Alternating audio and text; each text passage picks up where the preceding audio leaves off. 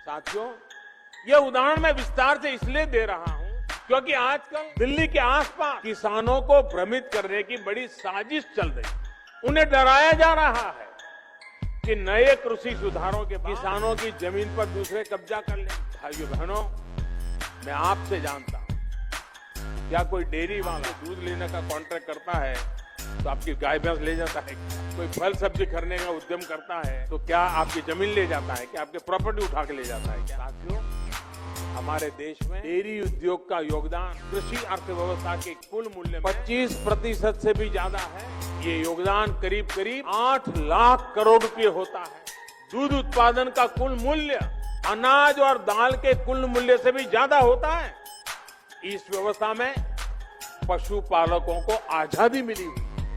आज देश पूछ रहा है कि ऐसी ही आजादी अनाज और दाल पैदा करने वाले छोटे और सीमांत किसानों को क्यों नहीं मिलनी चाहिए? साथियों, हाल में हुए कृषि सुधारों की मांग बरसों से की जा रही है। अनेक किसान संगठन भी पहले ही मांग करते थे अनाज को कहीं पर भी बेचने का विकल्प दिया जाए।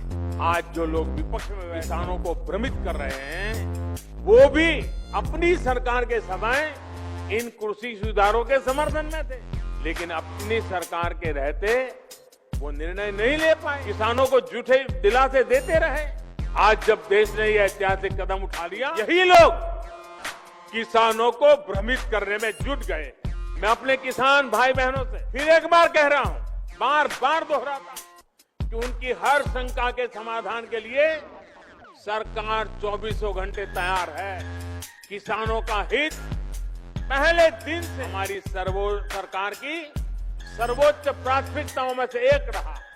खेती पर किसानों का खर्च कम हो, उन्हें नए नए विकल्प मिले, उनकी आय बढ़े, किसानों की मुश्किलें कम हो, इसके लिए हमने निरंतर काम। मुझे विश्वास है हमारी सरकार की ईमानदार नीयत, हमारी सरकार के ईमानदार प्रयास और जिसको करीब करीब पूरे देश ने आशीर्वाद दिए, देश के हर कोने के किसानों ने आशीर्वाद दिए। मुझे विश्वास है कि किसानों के आशीर्वाद की ये ताकत, देश भर के किसानों के आशीर्वाद की ताकत, जो भ्रम फैलाने वाले लोग हैं, जो राजनीति करने पर तुले हुए लोग हैं, जो किसानों के कंधे पर बंदूकें फोड़ रहे हैं, देश के सारे जागरूक किसान उनको भी परास्त करके रहेंगे। भाइयों बहनों, इसी के साथ मैं फिर एक बार कच्छ को अनेक अनेक बधाई देता हूं।